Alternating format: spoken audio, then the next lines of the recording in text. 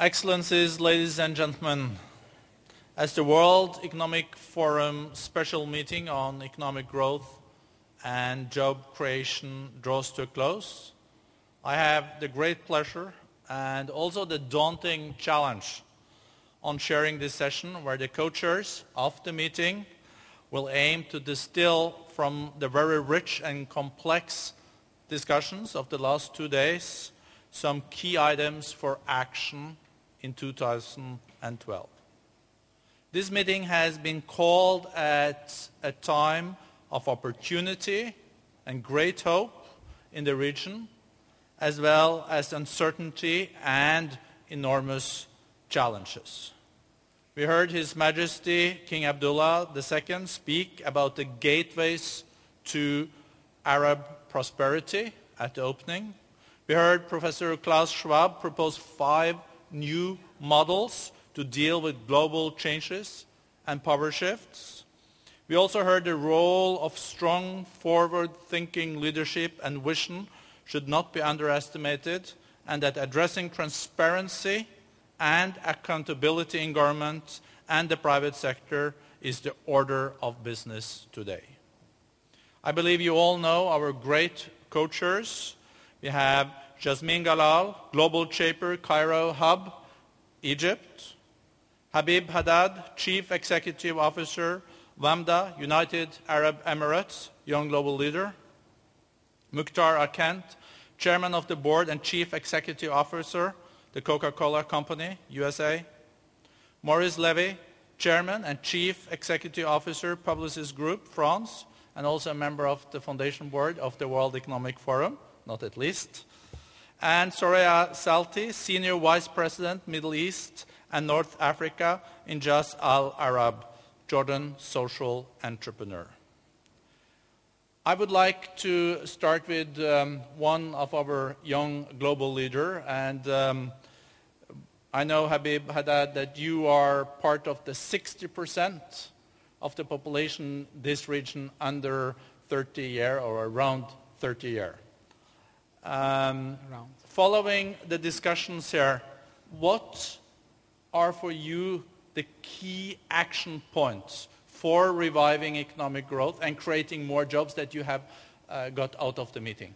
Sure. So first, if I want to just pick one headline, is do more, talk less. And I think there's a sense of urgency, and yes, we need to act now, but enough master planning, enough talking, it's time to actually do things. And so there's no silver bullet to activating an entrepreneurship ecosystem. And I always focus on the entrepreneurship ecosystem because it not just empowers the youth to become more entrepreneurial and create jobs for themselves, it also changes the mindset from the private sector to youth to the public sector. And one of the things that we need to be ready for is to experiment. Experiment on pushing all the buttons together. Experiment on education, experiment on investing, and be ready for the Gulf countries to actually use the wealth they have and to invest it back in the people, specifically in the people of the Levant, to kind of bring back this creativity back up again. And I think at the end, I just want to say one thing in terms of moving forward. I think yes, we need leaders, but in the Middle East, I believe we need less leaders and more doers. You're mentioning this with money and investments, and you're mentioning less talk and let's do more. How important is investments and maybe investments from the Gulf countries to Maghreb and Levant, but how much is also a question of mindset in addition to investments? I think investments should always come with intellectual capital and with human capital, and this is one of the things that's missing in the region. So the venture capital space in the Middle East is kind of missing, and once you start seeing more of those interacting together, then you know that something is going to happen, because not only do they invest money in the individuals, but they also bring a whole lot of other added value. They open doors, they bring the relationships from the US, from Asia, and take the startups to a whole new level.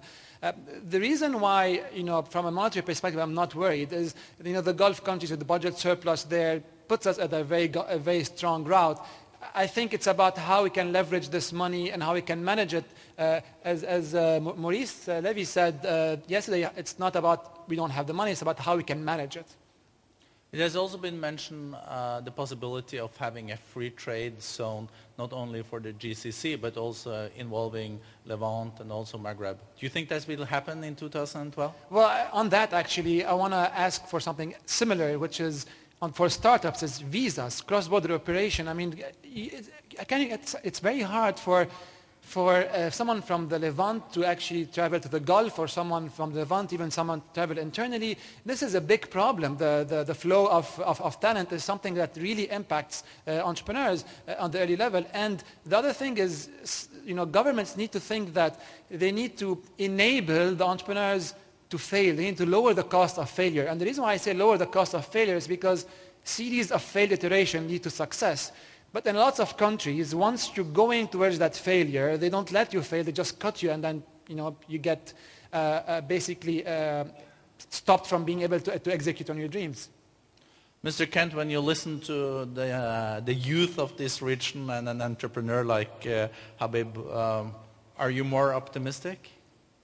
Well, I think firstly this meeting comes at a very special time in history, and I think that is the highlight. The timing of this meeting is the highlight, really, and we need to all be as excited today outside of the region as well as inside the region as the excitement that was caused by the fall of the Berlin Wall. I think it is an inflection point for the region.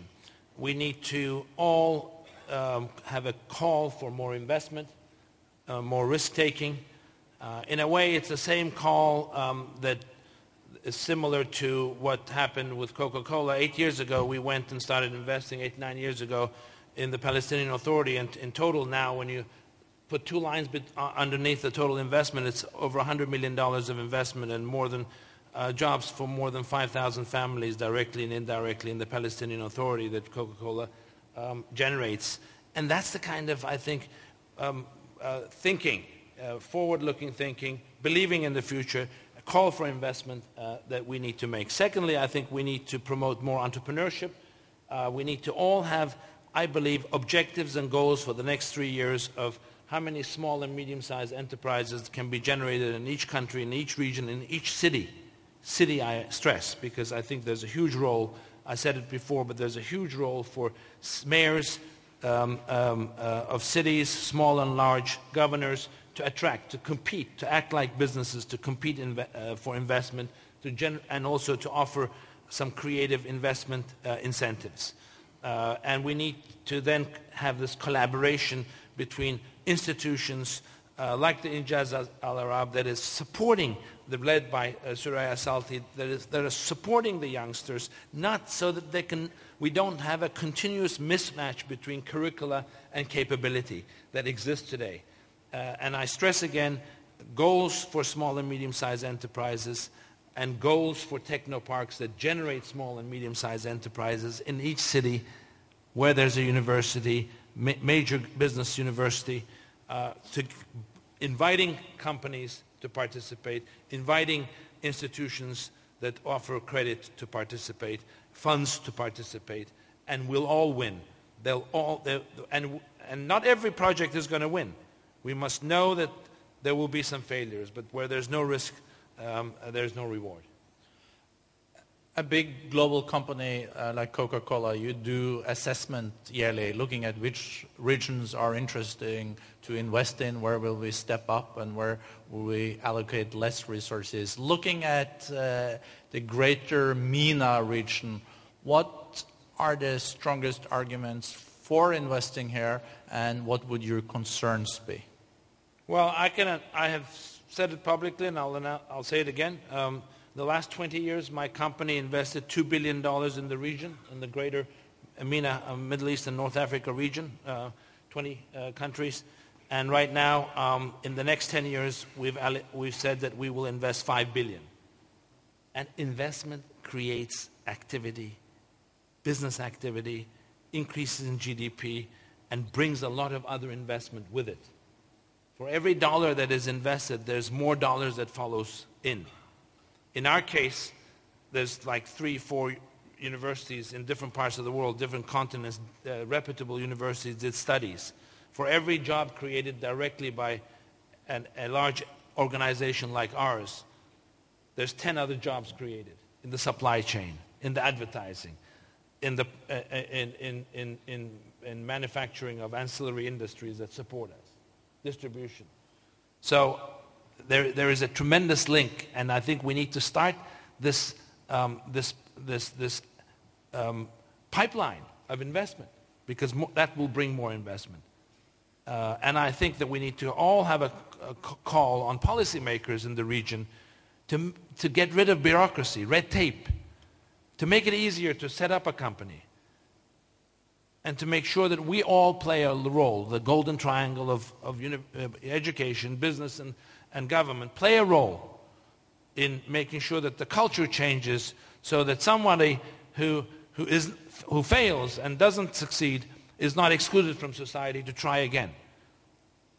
But we do have to have a bigger role for private industry.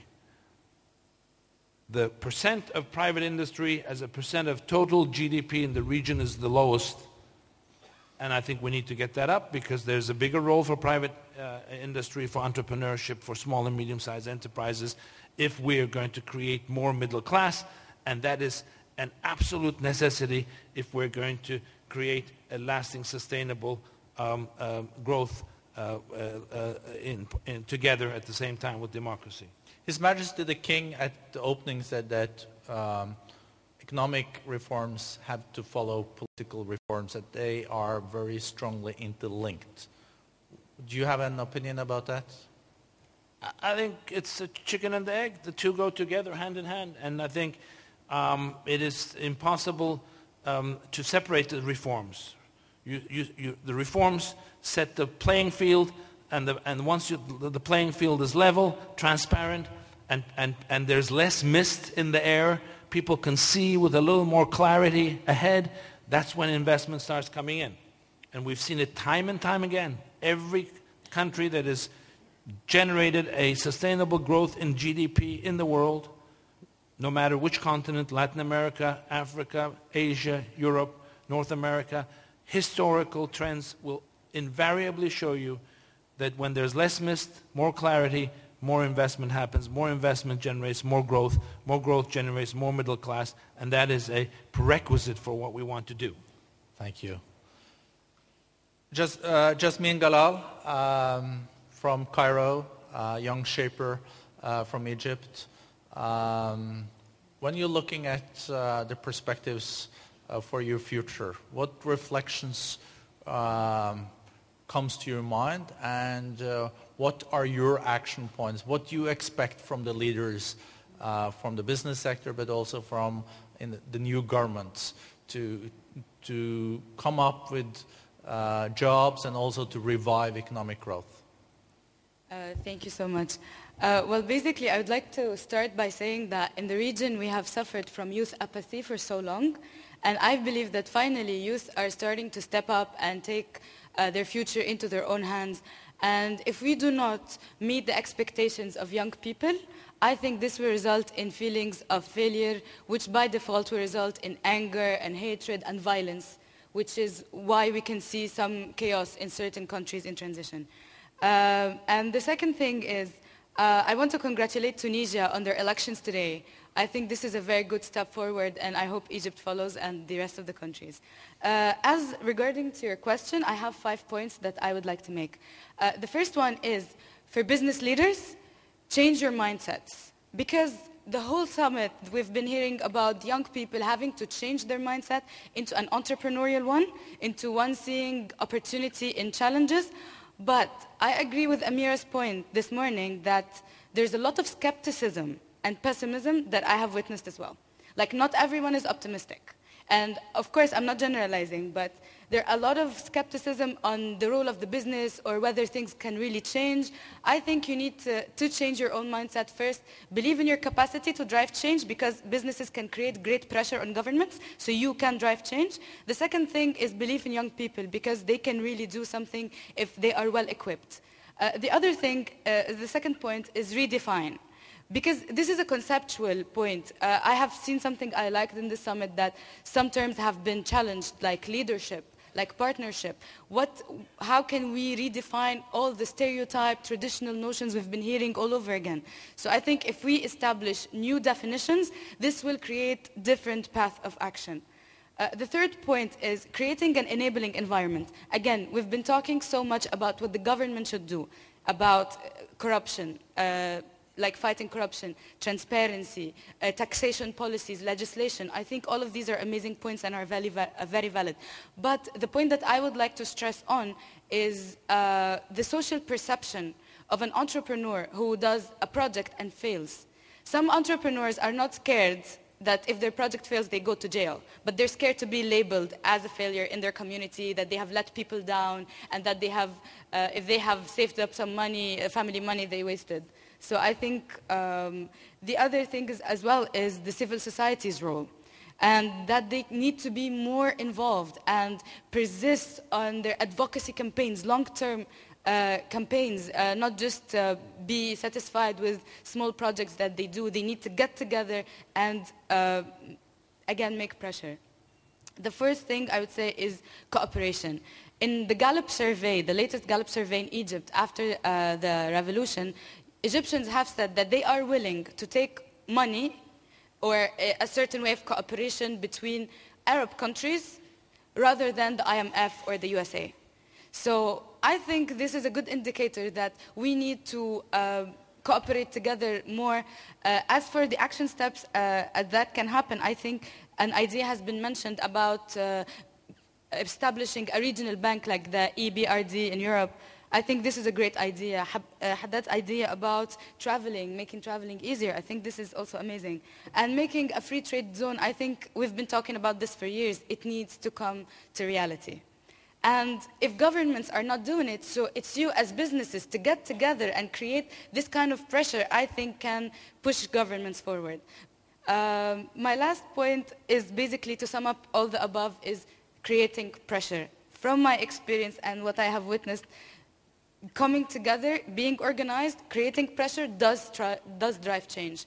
So I hope that the WEF results in more concrete ideas. I'm sure the collective experience here is amazing, and we just need to take those ideas and create some form of pressure that to be done. The last point I'd like to say is, it was a point that was suggested by one of the global shapers today, and I think she's a brilliant woman, and she said that young people need to be involved, not only in the WEF, on the plenary or to have a time to speak, but also in the agenda formulation.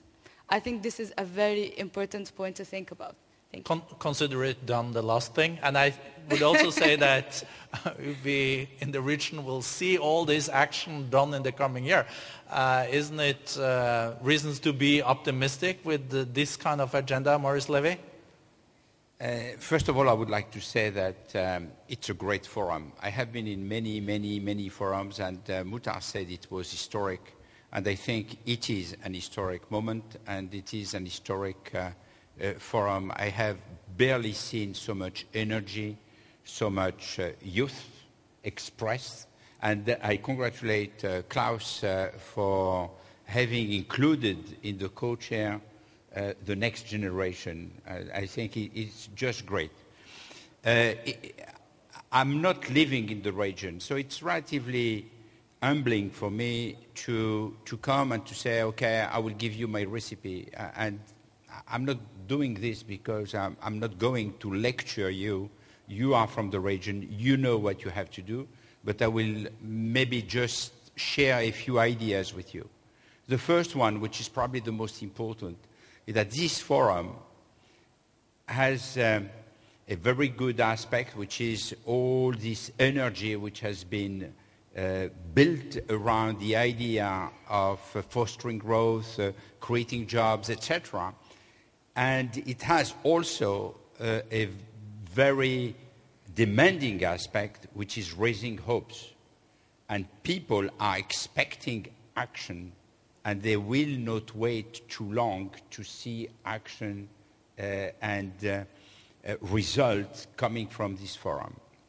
So at the same time, we have to be realistic if you go all around the world, including in the emerging market with 8 or 9 or 10% growth, everyone is looking for growth and is looking for recipes to creating jobs. And not to mention what's happening in Europe.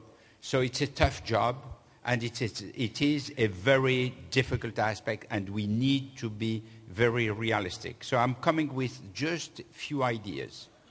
The first one is to create a public-private partnership on fund. One fund which will state clearly that they are accepting failures. There is no fund in the world which is investing in new startups, which is investing in operation, which is not accepting failures.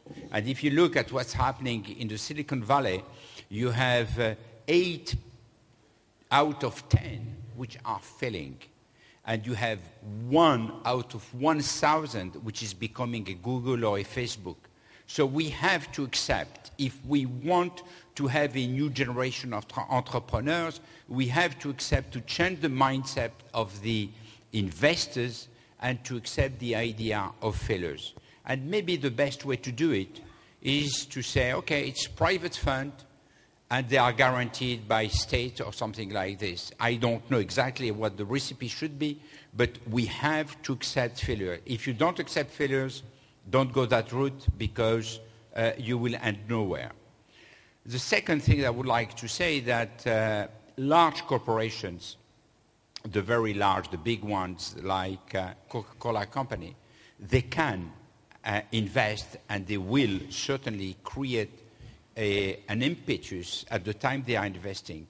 But don't rely only on this very large company, because if you think that it's only the large company which will change the world and which will change the world here, I think you will be disappointed.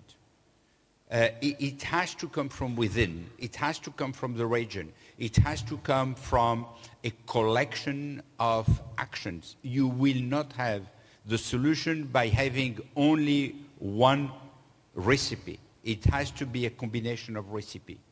So you need to stimulate with the large corporation, you need to stimulate changes. And the change which has to happen is on governance, rule of law, and compliance. If you have not these kinds of changes, we will go back to former practices which cannot work with a very large company. And the last suggestion that I'm making, and I'm ready to participate, and including to participate in funding, is to create a foundation which will do 2 things. One is to generate mentoring. What we have seen all over the world is that large companies can help SMEs, SMEs and successful business people can help startups. And if you want to have a new generation of entrepreneurs, they have to be mentored by somebody who is ready to spend time. We are not asking for money. We are asking for time of successful entrepreneurs, of people who have the connections, we have the reputation, we can help and support young leaders who want to achieve something. And for that, I think that a foundation all across the region, all the MENA, including the Levant, it's something which is not very demanding. It's not asking for money. It's just asking for a little bit of time of the people who are successful. We'll be helping the people who want to come in and to start something. And if you do that, I'm sure that you will plant seeds which will generate a fantastic new generation of leaders in this region. Thank you, Mr. Levy. I think there are a lot of people, even here among the participants, that will take up this idea of mentorship and mentor. Also, regarding the funding, there are statistics presented here at the summit showing that SMEs access to capital and bank loans, only 20% of SMEs are in a situation where they can have bank loans in these regions, while the global average is 40%. Also accepting that you can fail as an entrepreneur, and by failing you learn, and then you can come back in an even stronger position. Is there also a question of mindset in addition to the more structural changes that we've been through? I'm coming from a country where failure was not accepted, and people were ashamed when they started the business and they had to go bankrupt. Not only they were ashamed, but they could not start anything else before 10 or 15 years. Everyone was pointing fingers. And we had this cultural change which happened in a very short period of time with some laws and some regulation. And I think that this change in mindset is indispensable if you want to change the economic culture in this region. People are not thieves. People are not cheaters. There are some, obviously. But if you have a reasoning which is based only on the people who can cheat or the people who can steal your money, you will never succeed. You have to consider that the man is good.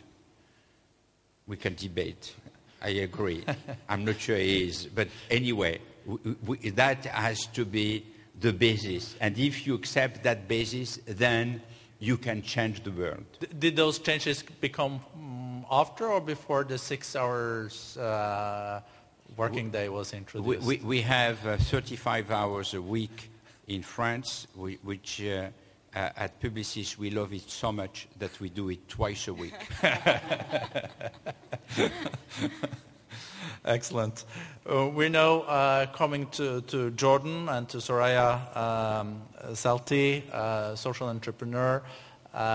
What are your key points from this meeting, and what are your recommendations when it comes to action in 2012? Because this is not a summit, it's really a special meeting on action for economic growth and job creation. First of all, as one of our board members keeps saying, that education has to be an economic issue. And as long as it's part of the national competitiveness to know that you need an empowered youth that are very well educated, and that the end consumer of the education system is the private sector, and it's for job creation, then a new mindset has to be, we have to shift the mindset.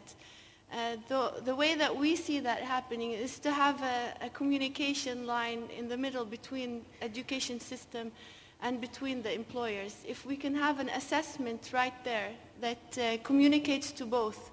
The assessments that are today are communicating on how well that student is memorizing, and that's the grade that is communicated to the private sector to assess that candidate. But if that assessment is based on how employable that student is, then it will put pressure on the education system to deliver on the employability skills that the private sector is looking for. And those are the 21st century skills. And it's not about memorization. And you wouldn't want to spend 16 years of your life memorizing and knowing that you're unemployable, but you want to spend 16 years doing projects and researching and teamwork and critical and problem-solving skills. And so that's one solution that we'd like to see within the next 12 months, that private sector and academia decide on that communication or scorecard that happens in between. Another recommendation as well is, I love the idea of the fund. I've spent 10 years of my life raising money just to do workforce readiness and entrepreneurship education. And frankly, I'm burnt out.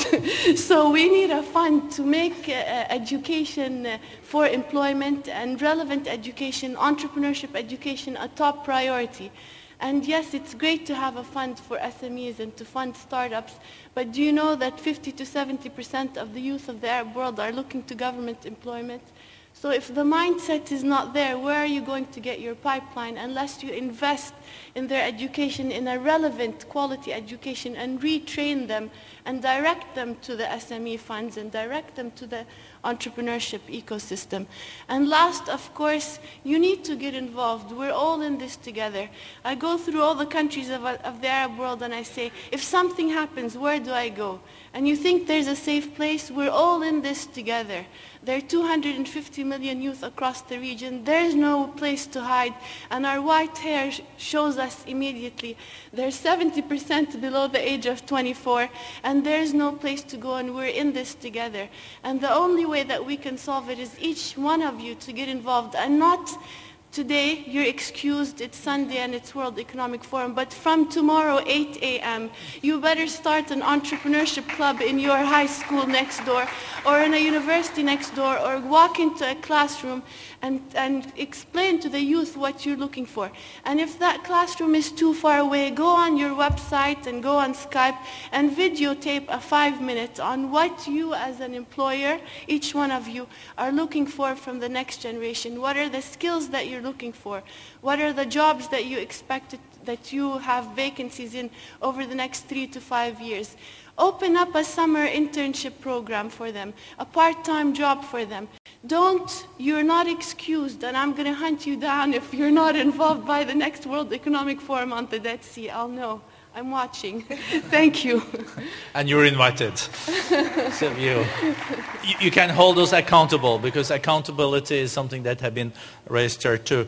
Mr. Muhtar Kent, there are great expectations among people in Egypt, in Libya, in Tunisia.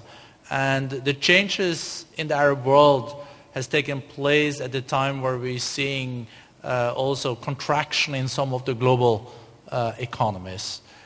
So there are some strategic decisions that have to be taken, like short-term creation of jobs. Has been launched here, mega projects like building railways, connecting the region, and then at the same time, in parallel, also working on increasing entrepreneurship and etc.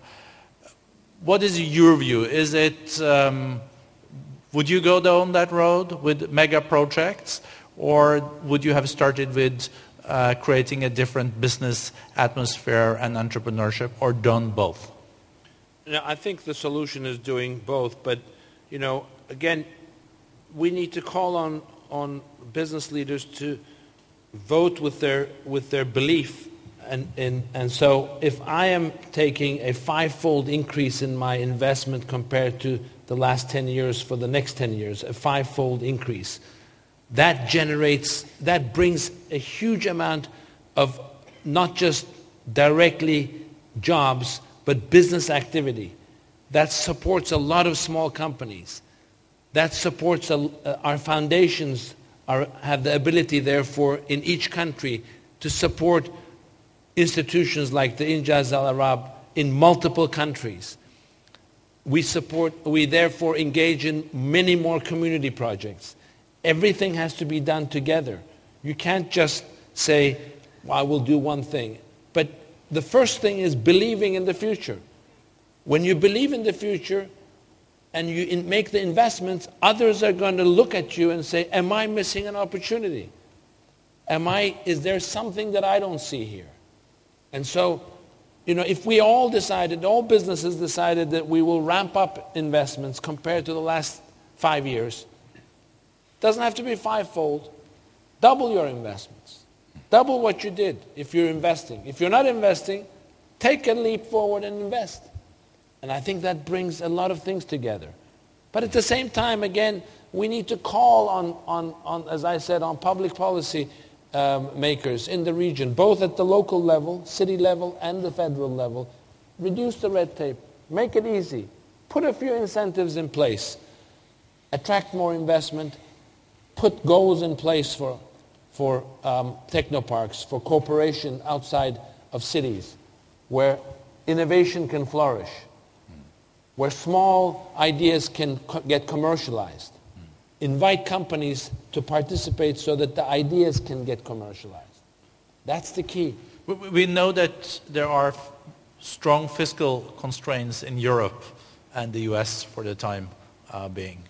Do you think that GCC and China and other economies, you will see them engaging more and investing in this Well, region? firstly, if in the regions that you mentioned where there is contraction, there is a huge number of major, small, medium, and large companies that would probably then say, this is a region of opportunity. If my home is not an opportunity, this region is an opportunity, I'll come here. That's actually a bigger opportunity for the region.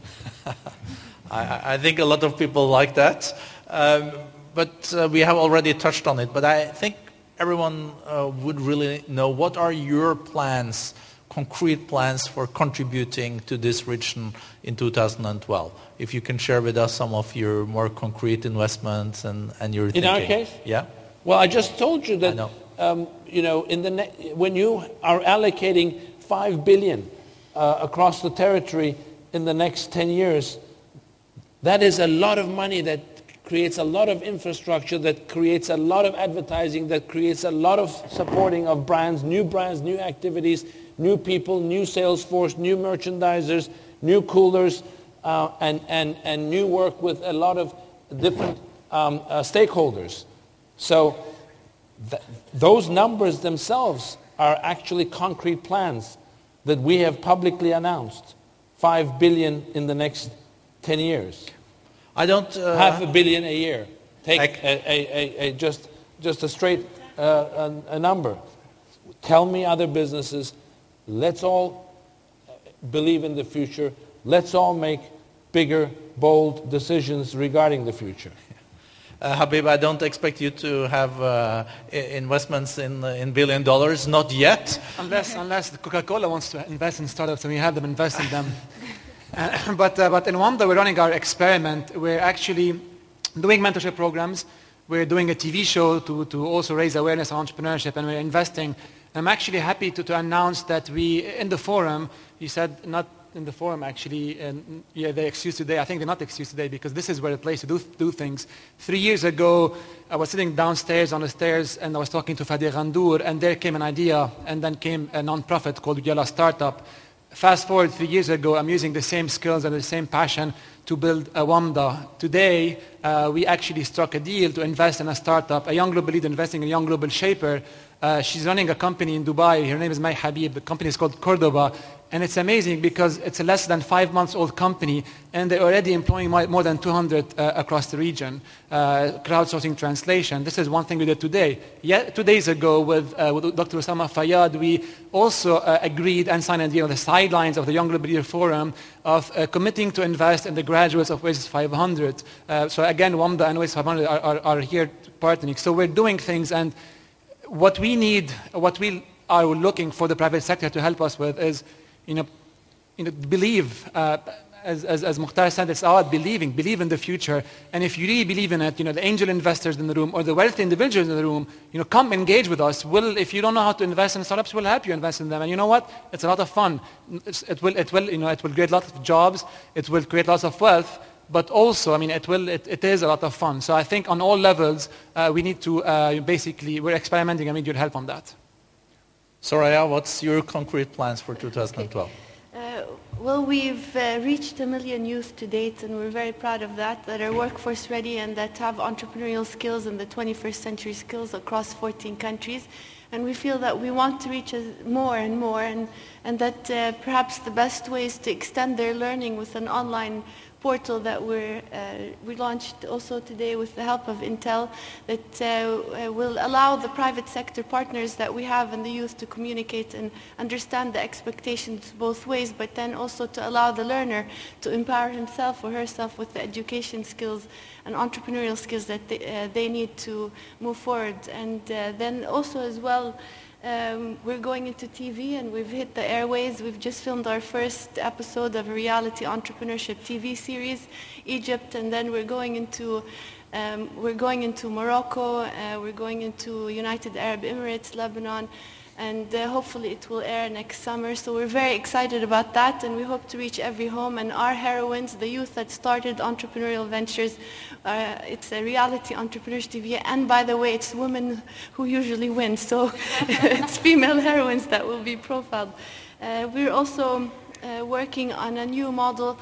Last 10 years, we've been investing in entrepreneurship education, and the revolutions happened, and the urgency of job creation, it was so clear. So you invest all this, and they go into unemployment. And so we've decided to turn all our corporate partners, 1,000 of them, into corporate incubators. So every boardroom that's only used about 4 times a year for 4 hours in total will be the office of a startup, and they'll have 6 months to take their idea and register their company and be funded by all the employees and mentored by all the employees of that corporation. So we're having a competition for the best corporate incubator and how many startups we can generate. Thank you. Thank you. Yasmin and Maurice Levy, you have 1 minute each to then sum up your core action plans for 2012. Sure. In the region, though. Okay. I'll take 30 seconds to tell you that last year I met Soraya in Marrakesh at the World Economic Forum, and I was absolutely amazed by her. I quit my job and joined Injaz Egypt. So she's a dangerous woman. Beware. Actually, for me, as for what are my action plans that I will commit to in the next year, I'm a human rights activist, and I will not give up on that. I will still be committed to the cause of advocating young people's political and economic rights, mainly in Egypt, because this is where I'm from. I hope that this works out, because I have seen it happen. And my last message would be to young people that are attending today: do not give up. You've gone such a long way, and don't give up until you really have what you want. Maurice, you have the floor. Okay, we have 3 areas of investment. One, we want to strengthen our advertising agencies, which is not always very easy because there are some countries which do not like very much that we have the majority, which is a problem for us to invest if we can't get the majority. And there are some countries in the region where a foreign company cannot control its asset. So this is an issue that has to be dealt with if you want people to invest. But we are interested in this. The second aspect in which we are highly interested is digital. We are the global leader in digital in the communication field, and we are already investing quite a lot in the region, and we believe that we can do more. And we have plans, and I have reviewed the plans this very day with the head of our region during noontime. And the last thing that I would like to do is something that we have created in another region of the world a few years ago, which has been very successful, which is a kind of school where we take charge of students and we train them during a period of 2 years in marketing and digital. And then we offer them a job. So the selection is very hard, and we need a partner to do it. It's a non-profit organization, because what we do is to train people for us and for the industry, and we are not asking them to pay, because we believe that what we need is to get the best, and if we want to get the best, we have to make the selection ourselves and not the selection by the fees. Thank you. I would use this opportunity to also thank the co-chairs for their leadership role during Can I ask one last thing? What's the WEF committing to next year? So I'm coming to that now. Thank you. So she told you that she's an activist. Yeah. That's why we invited.